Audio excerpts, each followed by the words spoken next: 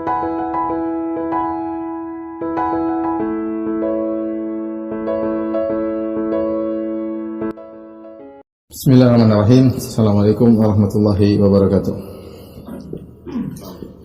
Alhamdulillahi ala ihsani wa syukrulahu ala taufiqihi wa amtinani wa asyhadu an la ilaha illallah wahdahu la syarika lahu ta'ziman li sya'nihi wa asyhadu anna Muhammadan abduhu wa rasuluhu da'ila ridwani. Allahumma salli alaihi wa ala alihi wa ashabihi wa ikhwani. Di antara sahabat yang akan kita singgung tentang kemuliaannya pada hari ini adalah Anas bin Malik radhiyallahu ta'ala anhu, yang dikenal dengan khadimu Rasulillah, yaitu pembantunya Rasulullah sallallahu alaihi wasallam, yang diberi umur yang panjang, dan tidak salah beliau wafat sekitar berumur 100 tahun atau 102 tahun atau 103 tahun radhiyallahu ta'ala anhu. Anas bin Malik radhiyallahu ta'ala anhu, bapaknya namanya Malik bin Nadhr bin Damdam An-Najjari, dari Bani Najjar ya. Bani Najjar ini kabilah Ansar secara umum, baik suku Khazraj maupun suku Al-Aus, datang dari negeri Yaman ya. Mereka bersama kabilah-kabilah yang lain ketika bendungan Ma'rib terbongkar, maka mereka pun berhijrah ya, menuju beberapa daerah, di antaranya suku Al-Aus dan suku Al-Khazraj. Mereka berhijrah ke Al-Hijaz, yaitu ke kota Madinah ya. Dan di antara dari suku Khazraj adalah Bani Najjar. Bani Najjar adalah punya hubungan erat dengan Nabi sallallahu alaihi wasallam ya. Karena kita belajar sirah Nabi sallallahu alaihi wasallam, kita Rasulullah SAW namanya Muhammad bin Abdullah bin Abdul Muttalib bin Hashim bin Abdul Manaf.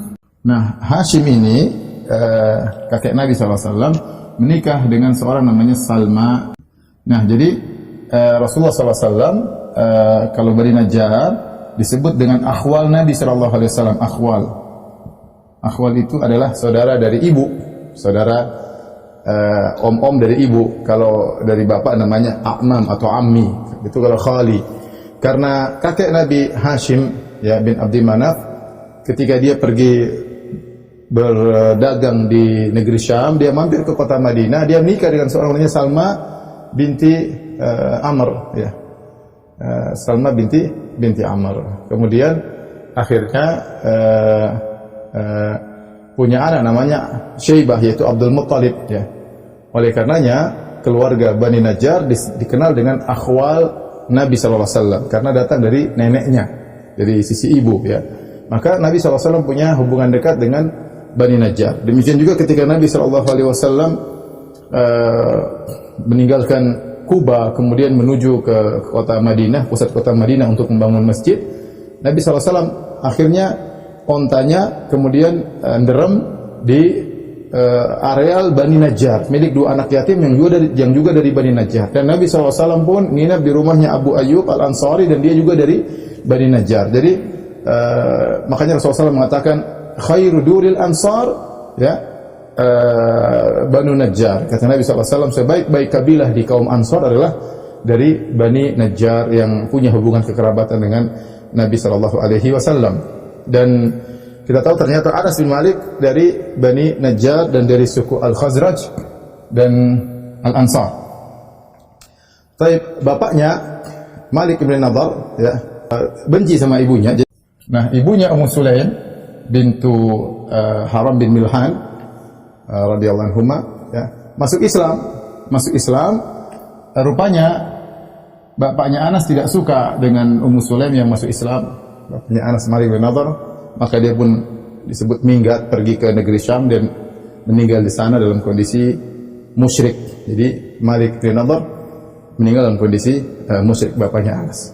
Setelah itu Ummu Sulaim menikah dengan Abu Talhah Al-Ansari, kemudian punya anak, diantaranya adalah disebut dengan Abu Umair. Malik ya punya anak dari istri yang lain ya, namanya Al-Bara bin Malik.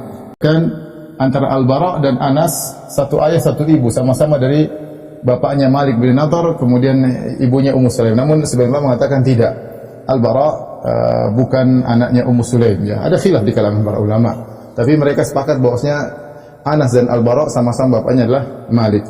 Kemudian Malik punya saudara ya,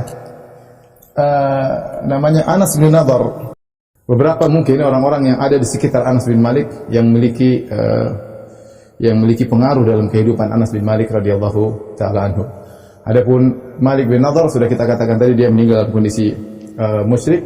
Adapun Anas bin Nadhr, omnya Anas bin Malik radhiyallahu anhu adalah seorang pahlawan yang mati syahid dalam perang Uhud ya. Ketika dia tidak ikut serta dalam perang Badar, maka dia mengatakan, kalau Allah berikan saya kesempatan lagi untuk ikut perang, maka saya akan perlihatkan kepada Allah bagaimana saya berperang. Akhirnya dia diberi kesempatan ikut perang Uhud.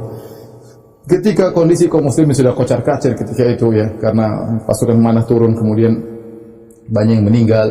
Banyak sebagian kaum muslimin, para sahabat, sebagian ada yang kembali ke kota Madinah ya, kabur meninggalkan peperangan. Ada yang melemparkan pedang mereka, bingung apa yang harus mereka lakukan. Maka datanglah Anas bin Nadhr ya. Kemudian dia bilang, kenapa kalian demikian ya? Bilang, percuma, Muhammad SAW sudah meninggal dunia. Maka Anas mengatakan, kalau begitu kita meninggal bersama Rasulullah SAW. Kemudian dia mengatakan, inilah ajidu rihal jannah min kibali Uhud. Sungguh aku mencium aroma wanginya surga dari arah gunung Uhud. Maka dia pun masuk dalam pertempuran, akhirnya meninggal dunia ya. Terlalu banyak luka di tubuhnya sampai tidak dikenal tubuhnya kecuali adiknya atau kakaknya Rubaiyah bintu Nadhr, tantenya Anas, tahu ini kakakku ya. Dia dari mana? Dari jari-jarinya, karena sudah tubuhnya tidak dikenal lagi, tubuhnya badan semua tercincang. Tapi saudari perempuannya tahu, dari sisi dilihat dari jari-jarinya, ini adalah jari-jarinya Anas bin Nadhr. Anas bin Nadhr ini yang disebut oleh para ulama ketika membahas tentang hadisul wali, dialah salah seorang dari wali-wali Allah Subhanahu wa taala yang kata Nabi sallallahu alaihi wasallam, inna min ibadillah man law aqsama 'ala Allah la abarrahu. Sungguhnya di antara hamba-hamba Allah kalau ada yang bersumpah maka Allah akan mengabulkan permohonannya. Di antaranya adalah Anas bin Nadhr. Suatu hari Rubaiyah binti Nadhr kasarat thaniyata jariyah. Dia mematahkan gigi seorang wanita yang lain ya. Maka keluarganya pun menuntut qisas bahwasanya Rubaiyah juga harus dipatahkan giginya. Maka akhirnya keluarga dari wanita tersebut mengadu kepada Nabi sallallahu alaihi wasallam, dan akhirnya Rasulullah SAW memutuskan qisas ya, sebagaimana Rubaiyah saudarinya Anas bin Nadhr mematahkan gigi dari perempuan tersebut, maka giginya Rubaiyah juga harus dipatahkan. Maka sampailah kepada Anas. Maka Anas ketika dikabarkan bahwasanya Rubaiyah ya akan dipatahkan giginya, maka dia pun mengatakan, wallahi inna thaniyataha lan tuksar, demi Allah giginya tidak akan dipatahkan. Rasulullah mengatakan, ya Anas, al-qisas, wahai Anas bin Nadhr, kita sudah putuskan, keluarganya tidak mau maafkan, maka harus dikisas, harus dipatahkan gigi daripada Rubaiyah. Kata Anas, wallahi, demi Allah tidak akan dipatahkan. Dia ngomong begitu di hadapan Nabi, bukan dia menolak perkataan Nabi, tapi dia yakin kepada Allah bahwasanya adiknya tidak akan dipatahkan giginya. Subhanallah, setelah dia bersumpah demi Allah, ternyata keluarga wanita itu berubah. Akhirnya dia pun maafkan, tidak jadi mengkisos Rubaiyah. Maka Nabi mengomentari, sungguh di antara hamba-hamba Allah ada yang kalau bersumpah Allah akan kabulkan sumpahnya. Di antaranya Anas bin Nadhr radhiyallahu anhu, omnya Anas bin Malik radhiyallahu taala anhu ya. Adapun Al-Bara bin Malik, pahlawan yang sangat terkenal, jagoan, saking sangat pemberani, sampai-sampai ketika di zaman Umar bin Khattab radhiyallahu anhu, sampai Umar berkata kepada para pasukan, kalau kalian ada Al-Bara bin Malik, jangan jadikan dia sebagai pemimpin perang. Kenapa? Dia orang yang nekat. Kalau dia bawa pasukan, itu bisa mendatangkan mahlakah, yaitu dia akan bawa pasukan sampai kepada tempat-tempat yang sulit dan khawatir pasukan akan tewas, tidak kuat mengikuti cara perangnya. Dialah Al-Bara bin Malik. Dia ini yang nekat ketika dalam perang di Qatul Yamamah, ketika melawan Musailimah Al-Kadzdzab. Ketika melawan Musailimah Al-Kadzdzab, peperangan yang dipimpin oleh Khalid bin Walid melawan Musailimah Al-Kadzdzab, dan waktu itu mereka jumlahnya sekitar 40.000 orang atau 50.000 orang, dan peperangan sangat sulit sehingga banyak dari kaum muslimin yang berguguran, dan mereka tidak bisa menembus bentengnya Musailimah Al-Kadzdzab. Siapa yang hebat ketika itu bisa menembus benteng Musailimah Al-Kadzdzab? Dialah Al-Bara bin Malik. Ketika itu orang tidak bisa masuk, tidak bisa menembus, sementara anak panah menghujani mereka. Maka Al-Bara bin Malik mengatakan kepada teman-temannya, tolong angkat saya. Diletakkan dia di atas turs, di atas semacam perisai, Kemudian perisai tersebut diangkat pakai tombak mereka. Diangkat baru dilemparkan masuk dalam benteng dan dia sendirian. Dia mau masuk dari dalam, dia ingin buka pintu dari dalam. Nekat luar biasa. Ini siapa namanya? Al-Bara' bin Malik, ya, radhiyallahu anhu, saudaranya Anas, saudara seayah. Maka kaum muslimin pun melempar dia, kemudian dia masuk ke dalam sendirian. Kemudian tiba-tiba pokoknya dia nekat berperang situ, akhirnya pintu bisa terbuka. Ketika mereka masuk, mereka udah lihat banyak orang yang tewas dibunuh oleh dia, tetapi dia badannya penuh dengan luka. Dialah Al-Bara' bin Malik radhiyallahu anhu. Sampai begitu Khalid bin Walid menghormati jasa dia, sampai Khalid bin Walid ikut merawat Al-Bara' bin Malik, menunggunya sampai dia sembuh. Ya. Kenapa? Dia nekat sendirian masuk dalam benteng tersebut dan dia bisa buka pintu benteng dari dalam. Dialah Al-Bara' bin Malik radhiyallahu taala anhu, ya. Dan dia sempat menolong Anas bin Malik ketika dalam perang Tustar, ya. Anas bin Malik ketika itu ada musuh dari Persia menggunakan semacam alat berupa rantai yang dipanaskan, yang kemudian ketika itu di rantai tersebut ada semacam besi, di ujungnya bisa membawa menggeret kaum muslimin. Di antaranya Anas bin Malik kegeret. Ketika itu Al-Bara' bin Malik sedang bertempur, kemudian dikatakan, "Ya Al-Bara', adrik akhak, selamatkan saudaramu." Maka dia pun berhenti perang, dia pun kejar besi tersebut, dan besi tersebut sangat panas. Maka dia pegang besi tersebut sambil melepaskan Anas bin Malik sampai akhirnya keluar, sampai kelihatan tulang di tangannya, saking dia pegang besi yang sangat panas, sementara dagingnya lepas gara-gara panas dari besi tersebut. Dan dialah Al-Bara' bin Malik radhiyallahu anhu yang sangat hebat dalam peperangan. Baik, adapun Ummu Sulaim radhiyallahu taala anha, yang namanya ada Ar-Rumaisa, ada yang mengatakan Humaisa, ya, dua-duanya dalam riwayat. Ar-Rumaisa radhiyallahu taala anha bintu Haram bin Milhan. Dialah yang kemudian setelah suaminya meninggal dunia, yaitu Malik bin Nadhr, maka Abu Talha Ansari kemudian melamar beliau, tapi ketika itu Abu Talha masih kafir. Maka akhirnya Muslim mengatakan, "Kalau ingin menikah denganku, kau masuk Islam. Maharmu untukku adalah masuk Islammu."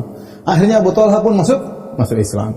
Masuk Islam, kemudian hiduplah Ummu Sulaim dengan Abu Talha dengan si kecil Anas bin Malik radhiyallahu taala anhu. Walaupun kisah mereka ini butuh pengajian sendiri-sendiri. Ummu Sulaim bagaimana hebatnya ikut serta dalam peperangan, merawat orang-orang yang sakit. Abu Talha bagaimana hebatnya dalam peperangan, bagaimana dia yang telah menginfakkan sumur Bairuha dan banyak jasa-jasanya terhadap Islam dan kaum muslimin, ya.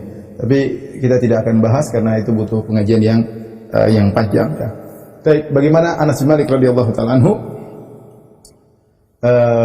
Jadi kita tahu Anas bin Malik hidup dalam keluarga yang agamis, ya, yang hampir-hampir orang-orang di sekelilingnya adalah orang-orang yang mulia, ya. Baik. Anas bin Malik radhiyallahu taala anhu menceritakan ada dua hari yang sangat berkesan bagi Anas bin Malik. Hari pertama hari yang penuh dengan kebahagiaan, hari kedua hari yang penuh dengan kesedihan. Dua hari tersebut tidak ada bandingannya. Hari pertama adalah hari datangnya Rasulullah sallallahu alaihi wasallam. Ketika Rasulullah SAW datang berhijrah dari kota Mekah menuju kota Madinah, maka orang-orang pun semua keluar menyambut kedatangan Nabi sallallahu alaihi wasallam.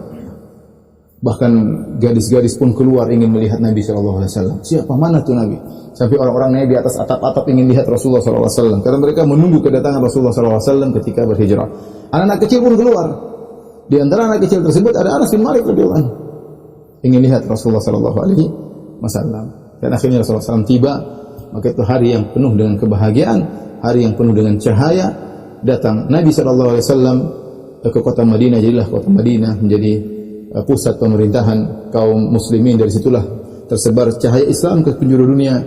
Dari situlah semakin besar areal kaum muslimin, mulai sejak datangnya Rasulullah sallallahu alaihi wasallam. Tadinya adalah negeri kafir, di situ orang-orang menyembah berhala. Ketika Nabi sallallahu alaihi wasallam datang, maka berubah menjadi negeri Islam.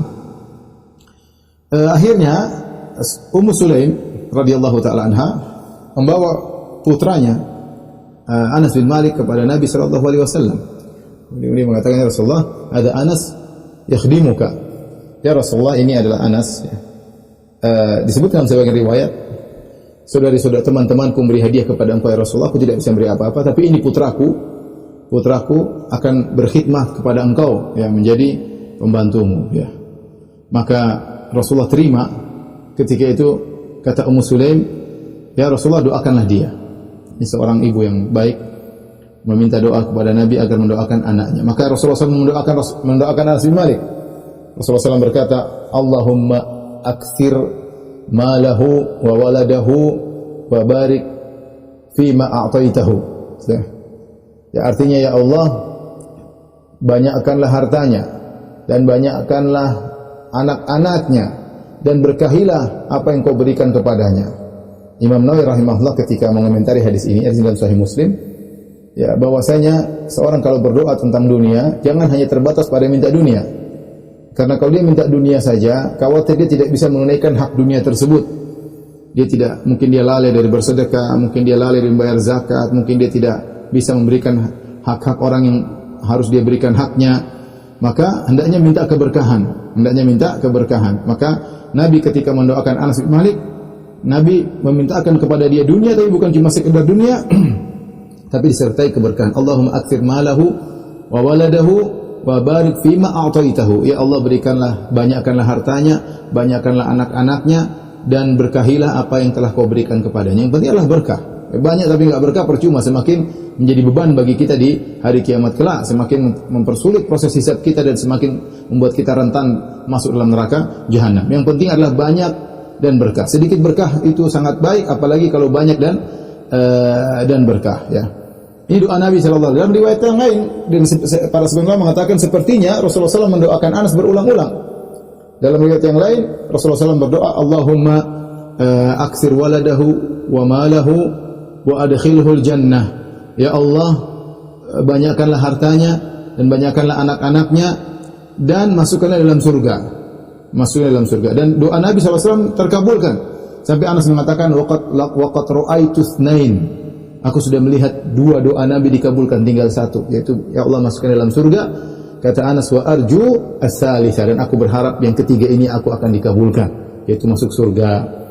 Karenanya di kemudian hari, kemudian Anas diberi berkah oleh Allah Subhanahu wa taala dengan luar biasa, ya. Anaknya sangat banyak. Sampai pernah Anas berkata, hari ini aku punya anak dan cucu-cucuku lebih dari 100 orang. Bahkan kemudian disebutkan Anas bin Malik sendiri menguburkan anaknya. Jadi anak dan cucunya meninggal. Ada yang kena taun, kena wabah, ketika itu ada wabah di Basrah sampai meninggal kalau tidak salah 80 daripada anak dan cucunya. Dia sendiri, dia bilang, aku telah menguburkan anakku, yaitu 125 anak aku kuburkan. Masih ada lagi. Disebutkan Anas bin Malik punya anak 80 orang. Dia sendiri punya anak 80 orang, laki-laki sekitar 70 sekian, perempuan sekian.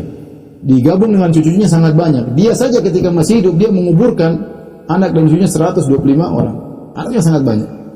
Kemudian hartanya sangat banyak sampai dia punya kosar, berapa kosar, ya, semacam rumah mewah, ya, maksudnya tempat tinggal dia, ya. Sampai disebutkan bagaimana Anas bin Malik radhiyallahu anhu di musim kemarau datang awan kemudian menghujani kebunnya.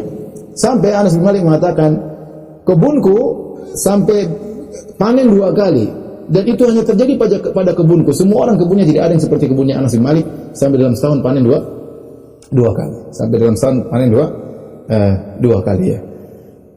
Dan itu adalah berkat doa Nabi sallallahu alaihi wasallam. Makanya Anas mengatakan, laqad ra'aitul isnain, aku telah melihat dua doa Nabi dikabulkan, tinggal satu yang belum. Kata Anas, wa arjus salisa, dan aku berharap doa Nabi yang ketiga, yaitu Allahumma adkhilhul jannah, ya Allah, masukkan dalam surga. Aku berharap doa Nabi tersebut juga dikabulkan di kemudian hari. Maka mulailah Anas bin Malik kemudian tinggal bersama Nabi sallallahu alaihi wasallam, menjadi pembantu Nabi sallallahu alaihi wasallam. Maksudnya pembantu apa? Ya, memenuhi segala kebutuhan Nabi, pembantu. Nabi kemana-mana yang bawakan mungkin tongkatnya Nabi, bawakan kalau Nabi buang hajat, dia yang bawakan embernya Nabi. Kalau Nabi datang dia siapkan misalnya tempat duduk Nabi, ya, dia pokoknya siapin semua, namanya pembantu, mengikuti Nabi kemana-mana, ya, menyiapkan apa yang diperlukan oleh Nabi sallallahu alaihi wasallam. Anas bin Malik, ya. Ya, dan dia menemani Nabi sallallahu alaihi wasallam sekitar 10 tahun. Anas bin Malik ketika dijadikan pembantu oleh ibunya kepada Nabi SAW, umurnya sekitar 10 tahun. Jadi Anas bin Malik lahir kira-kira 10 tahun sebelum hijrah, ya. Ketika ketemu dengan Nabi umurnya sekitar 10 tahun. Makanya ketika perang Badar, perang Uhud, dia tidak bisa ikut, ditolak. Dia hanya bisa ikut dalam perang Khandaq. Dia hanya bisa ikut dalam perang Khandaq. Itu berarti di perang Khandaq umurnya sekitar 14 atau 15 tahun. 14 atau 15 tahun kelima Hijriah ya. Tahun kelima Hijriah perang Khandaq. Ada yang mengatakan 4 Hijriah. Jadi ketika dia jadi pembantu Nabi umurnya masih 10 tahun. Kemudian dia wafat ketika tahun 92 Hijriah. Jadi umurnya sekitar 102 ya, atau 103 tahun Anas bin Malik radhiyallahu taala ketika wafat. Baik. Maka mulailah Anas bin Malik melayani Nabi sallallahu alaihi wasallam ya. Dan kita tahu namanya pembantu tidak selalu bisa menyenangkan majikan ya, apalagi masih kecil terkadang kurang paham atau terkadang masih ada nakal-nakalnya sedikit ya. Makanya Anas bin Malik cerita ya, Anna Nabi sallallahu alaihi wasallam ahnun ahsanun nasi ma ra'aitu ahadan ahsanan nasi khuluqan min Nabi sallallahu alaihi wasallam. Aku tidak pernah melihat ada orang yang akhlaknya terbaik seperti Rasulullah. Itu karena ahsanan nasi khuluqan. Rasulullah adalah orang yang paling baik akhlaknya. Anas mengatakan. Wa kana qad arsalani fi hajah. Suatu hari Rasulullah SAW mengirimku, menugaskan aku ada satu keperluan. Yaitu Rasulullah berkata, wahai pergilah, wahai Anas. Ketika Rasulullah mengatakan, Anas pergilah, dalam Sahih Muslim, maka Anas berkata, wallahi la adhab, demi Allah aku tidak akan pergi. Maksudnya Anas masih kecil, masih umur 10 tahun. Nabi mengatakan, Nas, misalnya kalau bahasa kita, Anas tolong pergi ke sana. Kata Anas, wallahi la adhab. Tidak, demi Allah saya tidak akan pergi. Wa fi nafsi sa'adhab. Kata Anas, tapi dalam hatiku saya akan pergi. Ya cuma namanya dia anak-anak, ya mungkin dia bercanda sama Nabi SAW. Bahkan dia bukan tidak mengatakan saya tidak mau pergi. Nabi bahkan dia mengatakan demi Allah saya tidak akan pergi. Akhirnya dia pergi. Dia pergi, kemudian dia berjalan sampai di pasar melihat anak-anak main-main. Akhirnya Anas bin Malik lupa dia main-main sama anak-anak tersebut. Rasulullah mungkin nunggu Anas nggak datang-datang, ini kemana sih anaknya? Akhirnya Rasulullah SAW pun cari Anas bin Malik radhiyallahu anhu, ternyata lagi main-main sama anak-anak.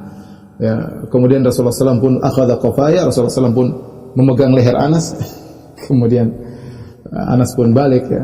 Fa nazartu fa idza Nabi sallallahu alaihi wasallam yadhhak. Saya pun balik, ternyata Nabi sallallahu alaihi wasallam tertawa. Rasulullah tidak marah, Rasulullah tidak jewer. Dan ini menakjubkan. Rasulullah SAW mengatakan, ya Unais. Ya Unais itu maksudnya panggilan sayang. Harusnya Anas dipanggil Unais. Ya Unais, adhahabta min haitsu amartuka? Apakah kau sudah pergi sebagaimana aku perintahkan? Ya tentunya tidaklah. Tapi Rasulullah tanya. Dia mengatakan, adhab ya Rasulullah, sekarang aku akan pergi. Maksudnya Rasulullah SAW tidak marah. Bayangkan Nabi bukan orang pengangguran. Nabi orang sibuk ya. Ada keperluan nunggu Anas nggak datang-datang ya. Akhirnya Nabi sendiri yang cari. Nabi tidak suruh orang cari. Coba lihat Anas di mana. Nabi sendiri cari. Karena Nabi mungkin ada punya tujuan untuk mendidik Anas bin Malik, si kecil Anas bin Malik yang ke depan akan menjadi orang hebat, pahlawan Islam, pembawa ajaran-ajaran Islam. Maka Nabi pergi sendiri mencari Anas bin Malik. Ya, kalau mungkin kita dalam kedudukan posisi Nabi yang suruh nyariin. Kita kan kepala negara ya. Tidak, Nabi cari sendiri sampai kemana, ke sini sampai ke pasar, ketemu Anas bin Malik lagi main-main. Dia pegang lehernya, tidak marah sama sekali. Kalau kita mungkin, Anas Rasulullah tidak. Ya. Makanya Anas bin Malik membuka di sini dengan mengatakan, karena Nabi SAW ahsanan nasi khuluqan. Rasulullah SAW orang yang paling baik akhlaknya. Dia tidak marah sama sekali. Kemudian Anas pun pergi menjalankan perintah Nabi. Kemudian Anas di akhir hadis mengatakan, laqad khadimtu Rasulullah SAW 9 sinin atau 10 sinin. Sungguh aku telah menjadi pembantu Nabi sallallahu alaihi wasallam 9 tahun atau 10 tahun bersama Nabi sallallahu alaihi wasallam. Ma qala li syai'an fa'altuhu hal taraktahu aw syai'in lam af'aluhu hal fa'altahu. Dan Nabi selama 9 tahun 10 tahun tidak pernah mengomentari aku. Ada suatu aku yang salah kerjakan, Nabi tidak pernah berkata, "Kenapa kau kerjakan demikian? Kenapa tidak kau tinggalkan perbuatan itu?" Dan sebaliknya kalau aku tidak melakukan sesuatu yang salah, aku harusnya kerja, aku tidak kerja. Nabi juga tidak pernah berkata, "Hal fa'alta?" Kenapa kau tidak kerjakan? Rasulullah tidak pernah. Jadi kalau Rasulullah cara tegur tidak dengan mencela. Kenapa kau enggak begini? Kenapa kau enggak begini? Ya, makanya saya ketika membahas tadi saya bilang, ini di antara contoh bahwasanya akhlak Nabi SAW adalah mukjizat. Akhlak Nabi adalah mukjizat. Bagaimana muamalah dia terhadap pembantu bisa seperti ini, luar biasa. Kalau ada orang mungkin ramah sama pembantunya, mungkin seminggu, 2 minggu, tapi 9 tahun tidak pernah marah, itu mustahil. Mustahil. Ya. Bagaimana Nabi SAW bisa bertahan sama Anas yang tadi disuruh pergi ke sana? Wallahi demi Allah saya tidak mau pergi, tapi Nabi tidak marah. Ya. salah melakukan pekerjaan, kerjain, namanya pembantu, tidak ada yang sempurna. Salah melakukan pekerjaan, harusnya dikerjakan, tidak dikerjakan, harusnya ditinggalkan malah dikerjakan, dan Nabi semuanya tidak pernah berkata, kenapa kau tidak begini, kenapa kau begini, enggak. Bahkan dalam sebagian riwayat Anas mengatakan, ma qala li uffan, yaitu Nabi tidak pernah berkata kepadaku tidak pernah marah sama Anas bin Malik radhiyallahu taala anhu. Ini yang menjadikan Anas bin Malik sangat sayang dan sangat cinta kepada Rasulullah sallallahu alaihi wasallam. Sangat cinta kepada Nabi sallallahu alaihi wasallam. Sampai-sampai dalam riwayat Anas mengatakan setelah Rasulullah SAW meninggal, kata Anas bin Malik, "Ra'aitu habibi, aku melihat kekasihku Rasulullah SAW setiap malam." Rasulullah mendatangi Anas bin Malik setiap malam dalam mimpinya, dan Rasulullah telah berkata, "Man ra'ani fil manami faqad ra'ani, fa inna syaitana la yatamatsalu bi." Siapa yang lihat aku dalam mimpi, sungguh dia telah melihatku, karena syaitan tidak bisa meniruku. Seakan-akan Rasulullah SAW menghargai Anas bin Malik, ya. Sampai-sampai setiap malam Anas bin Malik melihat Rasulullah sallallahu alaihi wasallam, tentu dengan kehendak Allah Subhanahu wa taala. Setiap hari dia bertemu dengan Nabi sallallahu alaihi wasallam dalam mimpinya, menunjukkan betapa cintanya kepada Nabi sallallahu alaihi wasallam, betapa kerinduannya kepada Nabi sallallahu alaihi wasallam. Ya, dan kalau Anas bilang saya ketemu Nabi, Anas tahu betul siapa Nabi sallallahu alaihi wasallam, bukan sekedar ngaku-ngaku ketemu Nabi, ya. Ini Anas bin Malik benar ketemu Nabi SAW dalam mimpinya. Dan benar-benar Nabi SAW perhatian sama Anas. Oleh karena kalau kita baca hadis-hadis bagaimana Rasulullah SAW perhatian sama Ummu Sulaim, sampai Rasulullah SAW datang ke rumah Anas bin Malik, ya. Bagaimana seorang majikan main ke rumah pembantu, kemudian Rasulullah SAW pergi ke rumah Anas bin Malik, kemudian juga mereka minta, ya Rasulullah salat di rumah kita. Maka Rasulullah SAW disiapkan semacam sajadah, kemudian Rasulullah SAW salat di rumahnya Anas bin Malik. Ada Anas di belakang, kemudian ada nenek-nenek di belakang, ya, salat. Rasulullah perhatian sampai Rasulullah SAW datang ke rumah Anas. Di antaranya Rasulullah SAW ketemu dengan Abu Umair. Abu Umair tadi anaknya Abu Talha dengan Ummu Sulaim, adik tirinya Anas bin Malik. Ketika itu Abu Umair lagi main-main dengan burung namanya Nugair, dan burungnya mati, maka dia sedih. Rasulullah lihat dia sedih, Rasulullah SAW ajak ngobrol. Kata Rasulullah SAW, "Ya Aba Umair, ma fa'alan Nugair?" Wahai Abu Umair, ada apa gerangan dengan burungmu si Nugair? Ya, Rasulullah SAW sempatkan untuk menghibur itu anak yang masih kecil. Padahal kata para ulama belum tentu dia paham apa yang diomongkan oleh Nabi SAW. Tapi Nabi berusaha menurunkan levelnya untuk berbicara dengan anak-anak. Ya. Ini menunjukkan perhatian Nabi SAW terhadap Anas bin Malik radhiyallahu taala anhu. Dia benar-benar dia tahu bagaimana pentingnya memperhatikan Anas bin Malik. Dan ternyata benar di kemudian hari Anas bin Malik menjadi salah seorang al-muksirin fi riwayah, yaitu termasuk para sahabat yang paling banyak meriwayatkan hadis-hadis Nabi. Di antaranya pernah kita sebutkan itu Abu Hurairah radhiyallahu anhu, kemudian Aisyah radhiyallahu taala anha, di antaranya Anas bin Malik radhiyallahu anhu, di antaranya Abu Sa'id Al-Khudri radhiyallahu taala anhu, di antaranya Amr bin As radhiyallahu taala Abdullah bin Amr bin As radhiyallahu taala anhum ajma'in. Intinya Anas bin Malik akhirnya dididik dalam ajaran didikan Rasulullah sallallahu alaihi wasallam. Dan sejak awal Anas bin Malik meskipun tidak ikut dalam pertempuran, tetapi dia ikut serta dalam perang Badar, perang Uhud sebagai pembantu Nabi sallallahu alaihi wasallam. Ketika ada yang bertanya kepada Anas, apakah Anda mengikuti perang Badar? Kata, bagaimana aku bisa tidak ikut dalam perang Badar? Ya, artinya dia ikut berkhidmat kepada Nabi dalam perang Badar, tapi benar-benar ikut perang sejak perang Khandaq. Ikut perang dalam perang Khandaq, kemudian perang-perang selanjutnya sampai perang Mu'tah. Anas bin Malik juga ikut perang Hunain. Anas bin Malik juga ikut perang sampai Rasulullah SAW meninggal. Dia pun ikut peperangan yang banyak, ya. Anas bin Malik radhiyallahu taala anhu. Masuklah Nabi SAW dalam kota Madinah, maka Madinah berubah menjadi cahaya terang benderang yang luar biasa. Tadinya berisi dengan kekufuran, kemudian datangnya Nabi SAW, maka iman di mana-mana. Datanglah orang-orang hebat ketika itu, muncullah orang-orang hebat dengan didikan Nabi SAW. Lihatlah bagaimana Anas bin Malik radhiyallahu anhu. Lihatlah bagaimana ada namanya Sa'ad bin Mu'adz yang ketika meninggal Arsy Ar-Rahman, arsy-nya Allah bergetar karena Sa'ad bin Mu'adz radhiyallahu ta'ala anhu. Lihatlah bagaimana Hanzalah ibn Abi Amir ketika meninggal, kemudian malaikat membandingkan jasadnya. Bagaimana ada seorang sahabat baca Al-Quran sampai-sampai malaikat mau datang mendekati sahabat tersebut. Bagaimana Ubay bin Ka'ab ketika Allah menyuruh kepada Nabi untuk ya, menyampaikan salam kepada Ubay bin Ka'ab radhiyallahu taala anhu, dan keluar generasi-generasi hebat yang luar biasa di kota Madinah sejak datangnya Rasulullah sallallahu alaihi wasallam. Oleh karenanya datangnya Nabi sallallahu alaihi wasallam merupakan hari yang terindah bagi Anas bin Malik radhiyallahu taala anhu. Dan Anas bin Malik ketika menjadi pembantu Nabi sallallahu alaihi wasallam, ya, Anas bin Malik adalah pembantu yang amanah, Dia tentunya jadi pembantu, dia akan melihat banyak hal dari Nabi sallallahu alaihi wasallam. Ya. Dan kalau ada rahasia dia tidak akan ceritakan kepada siapapun. Ada Rasulullah sampaikan rahasia, dia tidak akan ceritakan kepada siapapun. Oleh karena padahal dia masih kecil. Dia kan jadi pembantu sejak umur 10 sampai sekitar umur 21, ya, sampai umur 20-an kira-kira.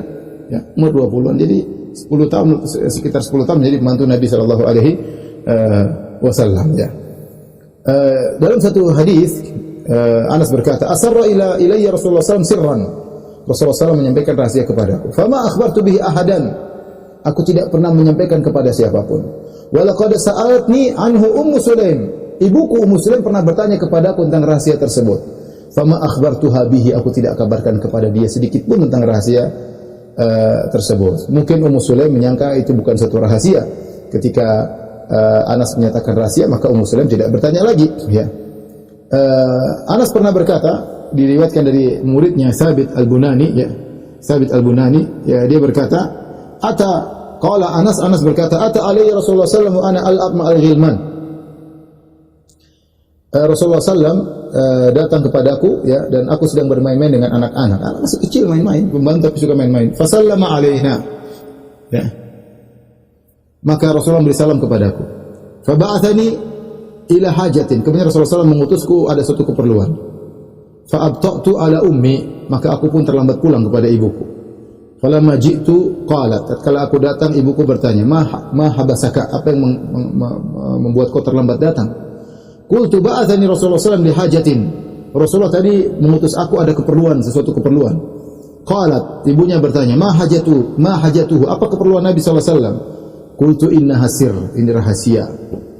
Qalat, la tuhaddithanna bi sirri Rasulullah sallallahu ahadan, la tuhaddithanna bi sirri Rasulullah sallallahu ahadan. Kata ibunya, "Wahai putraku Anas, jangan kau ceritakan rahasia Nabi kepada siapapun." Qala Anas, "Wallahi law haddathtu bihi ahadan la haddathtuka ya Thabit." Kata Anas, "Demi Allah kalau saya ingin menyampaikan rahasia Nabi, saya akan sampaikan kepada engkau wahai muridku Thabit Al-Bunani." Ya. Dan oleh karenanya Anas karena sering bersama dengan Nabi SAW, ada hal-hal yang tidak diriwayatkan sama yang lainnya, ya. Tapi Anas meriwayatkan. Contoh, bagaimana Rasulullah SAW, ya, mampu untuk menggauli istrinya dalam sekali jalan, ya.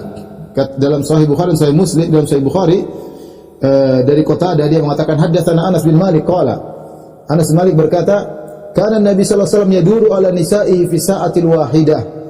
Rasulullah SAW menggauli, mengelilingi istrinya dalam sekali waktu, minal lail wan nahar, terkadang di malam hari, terkadang di siang hari.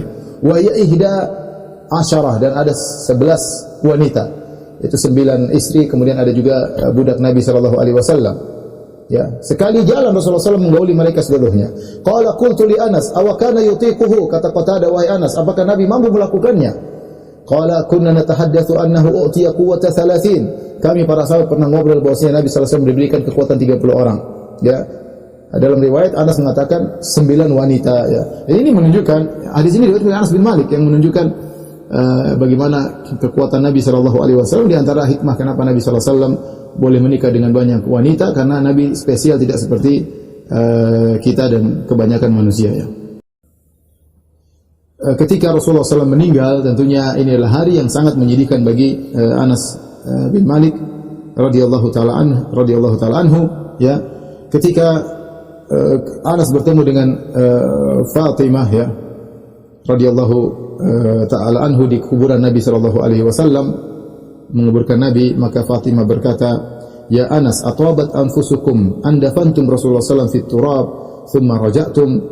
Wahai Anas, apakah jiwa kalian tenang, ya, setelah kalian mengkuburkan Nabi sallallahu alaihi wasallam, kemudian kalian pergi meninggalkan Nabi sallallahu alaihi wasallam? Tentunya tidak, ya. Tentunya para sahabat hanya bisa menjawab dengan tangisan, ya. Oleh karenanya Anas kalau cerita bagaimana pertanyaan Fatimah kepada dia, ya, terus Anas ceritakan kepada murid-muridnya, maka murid-muridnya pada menangis.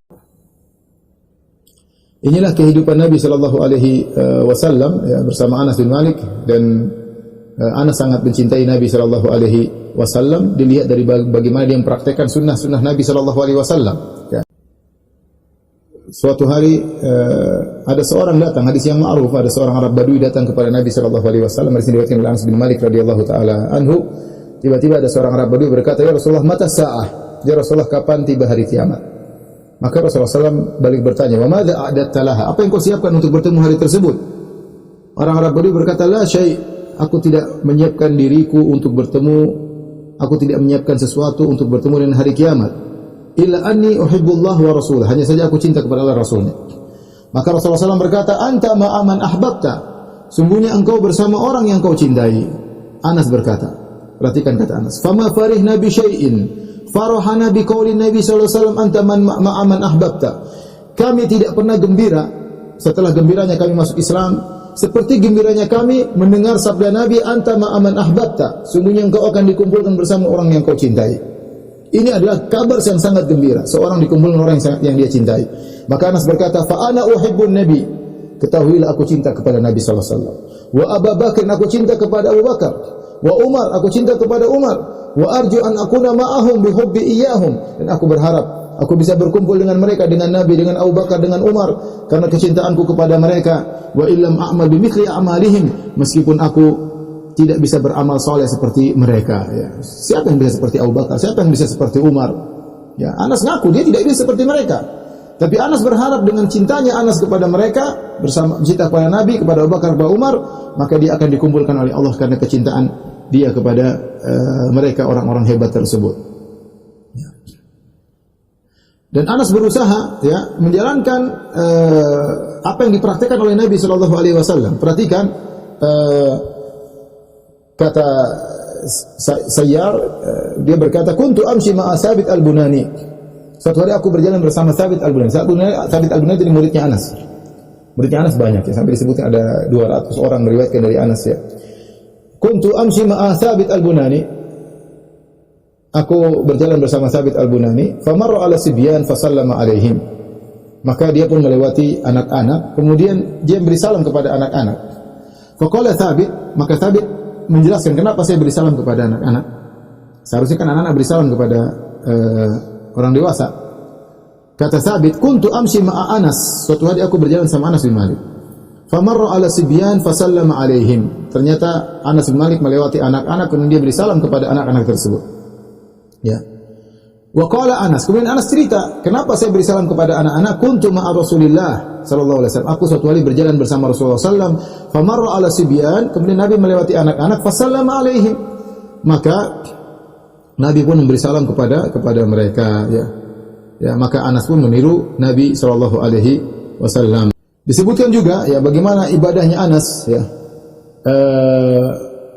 Dari Hammam bin Yahya, dia berkata, "Haddatsani man sahiba Anas bin Malik." Aku telah diceritakan oleh seorang yang pernah menemani Anas bin Malik, yaitu muridnya Anas bin Malik. "Lamma ahrama Anasun lam aqdir an ukallimahu hatta halla min shiddati ibqa'i ala ihramihi." Ketika aku berihram atau berhaji bersama Anas, kalau Anas sudah ihram, aku tidak bisa ngomong sama dia. Saking dia benar-benar perhatian terhadap ihramnya. Jadi ini memang kita tidak seperti Anas bin Malik. Ya, kita kalau ihram kadang-kadang merasa seperti hal biasa. Padahal kalau orang sudah ihram, sudah bilang labbaik Allahumma umrah atau labbaik Allahumma hajjan, dia sudah masuk dalam nusuk, dia sudah dalam kondisi beribadah. Tapi kebanyakan, atau saya tidak bilang kebanyakan, tapi banyak di antara kita, ya, ketika sudah ihram santai-santai saja, ngobrol sana, ketawa ketis ke sini, ketawa ketiwi, kadang bercanda-bercanda, jauh daripada zikir kepada Allah Subhanahu wa taala. Yang penting naik bis, kemudian selfie, masukkan Instagram, masukkan ke Anas bin Malik tidak. Kalau sudah bilang labbaik Allahumma umrah, enggak. Serius ibadah. Sampai temannya mengatakan, aku tidak mampu ngomong sama dia. Saking dia benar-benar serius dalam ihramnya. Bagaimana ibadahnya Anas bin Malik radhiyallahu taala anhu. Demikian juga dari Sumamah. Bagaimana salatnya Anas? Kana Anasun yusolli hatta tatafattar qadamah daman. Anas bin Malik kalau sudah salat sampai kakinya keluar darah, ya. Kalau Nabi SAW saya bengkak, saya pecah-pecah kakinya. Anas meniru Nabi SAW, cuma dia tidak kuat sampai keluar darah, mimma yutilul qiyam, saking lamanya beliau salat radhiyallahu taala anhu. Di antara yang mengakui hebatnya salatnya Anas adalah Abu Hurairah radhiyallahu anhu. Abu Hurairah melihat bagaimana Anas berpegang teguh dengan sunnah Nabi SAW. Abu Hurairah berkata, "Ma ra'aitu ahadan asbaha salatan bi Rasulillah SAW min ibni Ummi Sulaim." Aku tidak pernah melihat seorang pun salatnya mirip seperti salatnya Nabi seperti Anas bin Malik radhiyallahu taala anhu. Siapa yang bilang demikian? Abu Hurairah. Sahabat mengakui bagaimana salatnya Anas bin Malik radhiyallahu taala anhu, ya. Bahkan disebutkan Anas bin Malik kalau menyebutkan hadis-hadis kepada murid-muridnya, dia ngomong 3 kali, diulang 3 kali. Karena idza takallama thalathan. Ya. Anas kalau ngomong dia ulang 3 kali. Ketika ditanya kenapa, dia mengatakan demikian juga Nabi sallallahu alaihi wasallam. Nabi sallallahu alaihi wasallam kalau berbicara terkadang diulang 3 kali, ya. Ketika suatu hari, ya, kata Zuhri, dakhaltu ala Anas bin Malik di Dimashq wa huwa yabki. Aku menemui Anas di Damaskus dan dia dalam kondisi menangis. Faqultu ma yubkik, apa yang buat kau menangis wahai Anas? Qala la a'rifu mimma kana ali Rasulullah sallallahu alaihi wasallam illa hadhihi salat wa qad sana'tum fiha ma sana'tum. Kata Anas, aku tidak mengetahui peninggalan Nabi sallallahu alaihi wasallam yang ditinggalkan oleh Nabi dan para sahabatnya kecuali salat ini. Ya, itu pun sudah kalian rubah-rubah. Maksudnya ketika itu wa hadhihi salat qad dhuyi'at, dan salat ini pun telah kalian lalaikan. Yaitu dilakukan oleh khulafa Bani Umayyah yang mereka menunda-nunda salat. Itu membuat Anas bin Malik menangis ketika melihat salat ditunda-tunda. Kemudian datanglah Umar bin Abdul Aziz, kemudian tidak ditunda. Tapi intinya Anas menangis karena melihat salat yang ditunda-tunda. Bahkan sebenarnya dalam suatu riwayat Anas bin Malik dia menangis mengingat pernah salat subuh terlambat. Kapan terjadi? Ketika dalam perang Tustar, ya, perang yang luar biasa, mereka berusaha untuk masuk dalam benteng Persia. Bahkan mereka, kalau tidak salah, mereka mengepung setahun lebih kalau tidak salah, tidak bisa menembus benteng Persia tersebut. Sampai akhirnya kaum muslimin berhasil menembus di malam hari. Mereka menembus, kemudian mereka berhasil membuka benteng, pintu benteng, kemudian mereka masuk, dan itu di malam hari menjelang subuh. Akhirnya terjadi peperangan yang luar biasa. Mereka berperang sampai matahari tinggi, mereka belum sholat subuh dan mereka terus berperang. Akhirnya setelah selesai baru mereka sholat. Anas bin Malik kalau ingat hal tersebut dia menangis. Artinya ini sholat subuh yang dia ketinggalan dan dia menangis gara-gara tersebut. Padahal kita lihat bagaimana para sahabat atau para pasukan ketika itu tidak bisa sholat subuh karena ada uzur, karena sedang bertempur bagaimana sholat subuh. Tetapi Anas bin Malik pun menangis ketika dia tidak melaksanakan sholat subuh pada waktunya. Ya, ini orang-orang yang bertakwa. Anas bin Malik yang pernah berkata, "Innakum la ta'maluna a'malan, ya, hiya adaku minasy-sya'r." Ya. Wa kunna narahu ala ahdi Rasulullah sallallahu alaihi wasallam minal mubiqat. Sungguh kalian melakukan amalan-amalan yang menurut kalian itu lebih tipis daripada rambut. Ini kalian remehkan. Kami dulu di zaman sahabat menganggap itu dosa yang membinasakan. Nah, kita sekarang banyak dosa yang kita biasakan. Para sahabat kalau memandang berbeda. Mereka pernah berguru sama orang yang pernah melihat langsung neraka jahanam. Ya, Rasulullah sallallahu alaihi wasallam. Sehingga kalau Rasulullah berbicara tentang neraka, ka'annana ra'yul ain, seakan kami melihat. Karena Nabi bercerita sesuatu yang Nabi pernah lihat. Sehingga masuk ke dalam hati para sahabat, sehingga mereka punya rasa takut luar biasa kepada Allah Subhanahu wa taala. Sampai ini Anas berbicara kepada para tabi'in, kalian melakukan amalan perbuatan dosa yang menurut kalian lebih ringan, lebih tipis daripada rambut. Kami dulu zaman sahabat kami menganggap itu lebih parah daripada itu adalah dosa-dosa yang membinasakan. Disebutkan juga, ya, Anas bin Malik radhiyallahu taala anhu, ya, terkadang sengaja memakan makanan yang pernah dimakan oleh Nabi sallallahu alaihi wasallam. Ya. Kemudian juga Rasulullah SAW, Anas pernah melihat Rasulullah makan suatu makan Rasulullah suka, maka Anas pun menyukai makanan tersebut gara-gara tahu Nabi makan dari makanan tersebut. Yang saking cintanya kepada Rasulullah sallallahu alaihi wasallam, ya. Baik, ikhwan dan akhwat yang dirahmati Allah Subhanahu wa taala, Anas bin Malik setelah Rasulullah SAW meninggal dunia, beliau dipercaya oleh Abu Bakar radhiyallahu anhu dan juga dipercaya oleh Umar bin Khattab, disuruh menjadi penarik penarik zakat di Bahrain, ya.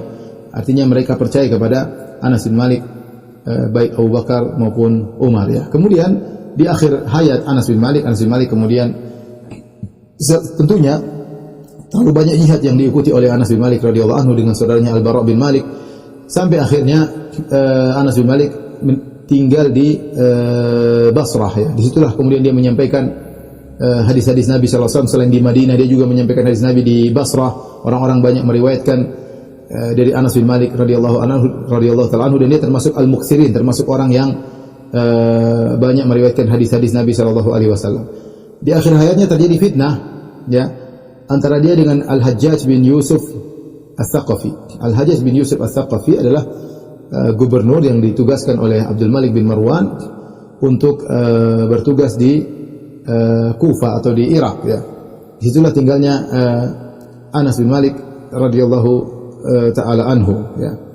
Dan Hajjaj bin Yusuf Ats-Tsaqafi tidak suka dengan Anas bin Malik, tidak suka dengan Anas bin Malik. Bahkan dia ingin menghina Anas bin Malik radhiyallahu taala anhu. Suatu hari Az-Zahabi menyebutkan riwayat ya, bagaimana Hajjaj bin Yusuf Ats-Tsaqafi memanggil Anas bin Malik dengan perkataan yang sangat kasar. Hajjaj bin Yusuf Ats-Tsaqafi yang telah membunuh Abdullah bin Zubair radhiyallahu anhu, yang juga membunuh Sa'id bin Jubair muridnya Ibnu Abbas radhiyallahu taala anhu. Ketika di zaman itu ada fitnah Ibnu al-Ash'ath. Fitnah ketika itu sebagian orang-orang yang ahlul qurra, yaitu ahli baca Quran, tidak setuju dengan keputusan Abdul Malik bin Marwan, sehingga mereka seakan-akan memberontak. Terjadi kisruh, terjadi akhirnya Hajjaj bin Yusuf Ats-Tsaqafi membunuh mereka seluruhnya. Mereka membunuh. Fitnah di zaman itu, zaman fitnah. Dan dia menuduh bahwasanya Anas bin Malik ikut serta. Dia menuduh Anas bin Malik ikut serta. Maka dia panggil Anas bin Malik. Padahal dalam riwayat banyak Anas bin Malik kita dapati bagaimana murid-muridnya ingin memberontak. Anas bin Malik suruh sabar. Dan Anas bin Malik menyebutkan hadis-hadis dari Nabi sallallahu alaihi wasallam tidak boleh memberontak terhadap Hajjaj bin Yusuf Ats-Tsaqafi. Tapi intinya Hajjaj bin Yusuf Ats-Tsaqafi jengkel sama Anas bin Malik. Dia menuduh bahwasanya Anas bin Malik punya andil dalam terjadinya fitnah pemberontakan tersebut. Maka dia bilang kepada Anas bin Malik, "Ya khabith." Perkataan yang sangat kasar, dia mengatakan ya khabith. Ya, kita tahu ada thayyib, ada khabith. Wahai orang yang buruk, bahasa kita kira-kira. Wahai orang yang brengsek, orang yang buruk. Jawalun fil fitan. Wahai orang yang suka ikut serta dalam berbagai macam fitnah. Marratan ma'a Ali. Di zaman Ali sedang perang sama Muawiyah, kau bela Ali. Karena Hajjaj bin Yusuf membela Bani Umayyah. Ya. Dan Utsman dibela oleh Bani Umayyah. Jadi mengatakan, kau di zaman fitnah antara Ali dengan Muawiyah, kau ikut bela Ali. Wa maratan ma'a Ibnu Zubair. Di zaman fitnahnya Ibnu Zubair, Abdullah bin Zubair, kau bela Ibnu Zubair. Sekarang di sini di Irak kau bela Ibnu al-Ash'ath. Ya. Amma walladhi nafsi biyadihi la asta'silannaka kama tasta'salu as-samghah. Ya. Wa la ujarridannaka kama yujarradu ad-dhab. Maka dia bilang, wahai Anas, ya. Lihat, demi Allah yang jiwaku berada di tangan. Hajjaj bin Yusuf Ats-Tsaqafi sangat kejam ya. Ya. Dia bilang, aku akan menghancurkanmu, mencabutmu sebagaimana pohon dicabut dari akarnya. Dan aku akan mengulitimu sebagaimana dhab dikuliti ya. Anas bin Malik sabar ya. Ketika dibilang ini pembantu Nabi sallallahu alaihi wasallam. Bukan sembarang orang. Yang telah berkhidmat kepada Nabi 9 tahun, 10 tahun digitukan oleh seorang brengsek seperti ini, Hajjaj bin Yusuf Ats-Tsaqafi. Kalau dia marah wajar. Tapi dia sabar. Dia berkata, "Man ya'nil amir?" Siapa yang dimaksud oleh gubernur, oleh amir? Maksud antum siapa gitu kata Anas. "Iyyaka a'ni asammallahu sam'ak." Maksud saya kamu wahai Anas. Semoga Allah mentulikan telingamu, subhanallah. Fastarja Anas mengatakan inna lillahi wa inna ilaihi raji'un. Anas sudah tua ketika itu. 90-an mungkin menghadapi fitnah seperti ini, kemudian anak muda seperti ini ngomong sama dia. Ya. Kemudian berani-berani ngomong kepada Anas bin Malik, ya. Kemudian Hajjaj bin Yusuf sedang sibuk, Anas pun pergi meninggalkan Hajjaj bin Yusuf. Kemudian Anas berkata, "Laula anni dzakartu waladi wa syitu alaihi ba'di la kallamtu bi kalamin la yastahyini ba'dahu abadan." Ya. Kata dia, seandainya saya tidak pikir anak-anakku dan cucuku, aku akan ngomong sama dia tadi. Tapi sudahlah. Akhirnya Anas bin Malik menulis surat kepada Abdul Malik bin Marwan tentang perlakuan siapa? Perlakuan siapa namanya, Hajjaj bin Yusuf Ats-Tsaqafi, ya. Maka dia pun kirim surat. Bahkan disebutkan Hajjaj bin Yusuf Ats-Tsaqafi saking jengkel sama Anas, dia bikin semacam cap mungkin dengan besi yang panas atau apa. Ada yang disebut dalam riwayat, disebut capnya di tangannya Anas, ada yang mengatakan di lehernya Anas. Ditulis Atiqul Hajjaj, yaitu orang yang dimerdekakan oleh Hajjaj. Untuk menghina Anas bin Malik radhiyallahu taala anhu. Orang yang dimuliakan oleh Nabi, sampai Nabi datang ke rumahnya, sampai Nabi sholat di rumahnya. Ya, kemudian dihinakan oleh Hajjaj bin Yusuf Ats-Tsaqafi, ya. Akhirnya dia pun kirim surat kepada Abdul Malik bin Marwan mengabarkan apa yang dilakukan oleh Hajjaj bin Yusuf kepada dia. Maka akhirnya Hajjaj bin Yusuf Ats-Tsaqafi kemudian kirim surat kepada Hajjaj dengan perkataan yang sangat keras, ya. Intinya dihina oleh Abdul Malik bin Marwan. Dia mengatakan, kau lebih hina daripada sendalnya Anas bin Malik, ya. Kau tidak tahu dia adalah pembantu Nabi SAW. Dihabisi oleh Abdul Malik bin Marwan radhiyallahu taala tentang untuk membela Anas bin Malik radhiyallahu taala anhu, ya. Apalagi Hajjaj bin Yusuf Ats-Tsaqafi menghina Anas bin Malik radhiyallahu taala anhu. Intinya akhirnya Hajjaj bin Yusuf Ats-Tsaqafi kemudian minta keridhaan Anas bin Malik. Dia pun datang minta maaf, dia bilang maksud saya begini, maksud saya begini. Intinya Anas bin Malik selamat daripada Hajjaj bin Yusuf Ats-Tsaqafi. Akhirnya berjalan dengan waktu, kemudian Anas bin Malik pun meninggal, wafat, ya. Disebutkan ketika beliau wafat ada beberapa riwayat, di antaranya dia membawa tongkat Usayyah, itu tongkat kecil yang Nabi pernah berikan kepada dia, dulu milik Nabi kasih sama dia. Dia bilang, kalau saya meninggal kuburkanlah tongkat ini bersamaku, ya. Ya, maka dimasukkan dalam kain kafannya, kemudian dikuburkan. Disebutkan juga dia apa namanya, punya rambut yang Nabi berikan kepada dia, ya. Dia bilang, letakkanlah di bawah lidahku atau dalam mulutku sebelum ketika dia dikubur. Kemudian antaranya juga keringat Nabi SAW. Ummu Sulaim dahulu kalau Nabi datang, dia ambil keringat Nabi SAW. Dia ambil keringat Nabi, dan para sahabat mencari berkah dari Nabi. Dan Nabi kalau buang ludah, para sahabat ambil, ya. Ludah tersebut tidak ada yang jatuh di tanah, diambil oleh para sahabat. Ini khusus Nabi SAW. Maka Ummu Sulaim ambil keringat. Nabi mengatakan, buat apa? Ini buat untuk keberkahan bagi anak-anakku. Maka Nabi biarkan.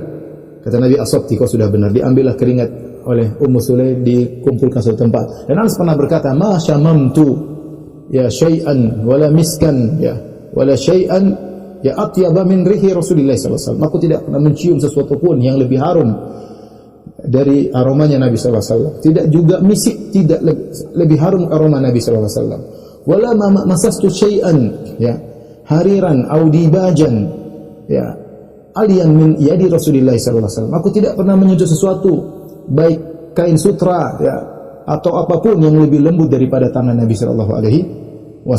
Dan Anas bin Malik akhirnya ketika akan meninggal, maka dia bertahlil la ilaha illallah sampai dia meninggal dengan mengucapkan la ilaha illallah. Dan dia mengatakan, aku tidak melihat ada seorang pun tersisa min ahlil kiblatain yang pernah sholat dua kiblat, Baitul Maqdis dan juga Ka'bah, kecuali saya sendiri. Oleh karenanya sebagian ada yang berpendapat Anas bin Malik adalah sahabat terakhir yang meninggal. Namun yang benar bukan Anas bin Malik, namanya Abu Tufail Amir bin Wasilah, dia yang terakhir meninggal dari para sahabat pada tahun 100 Hijriah kalau tidak salah. Anas meninggal pada tahun 92 Hijriah, tapi dia termasuk sahabat yang paling terakhir meninggal, dan dia adalah sahabat yang terakhir meninggal di Basrah, ya.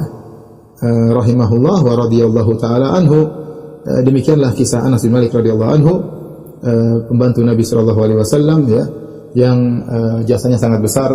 Bagaimana kita tidak menyayangi Anas bin Malik, sementara dia yang pernah membantu Nabi kita dalam banyak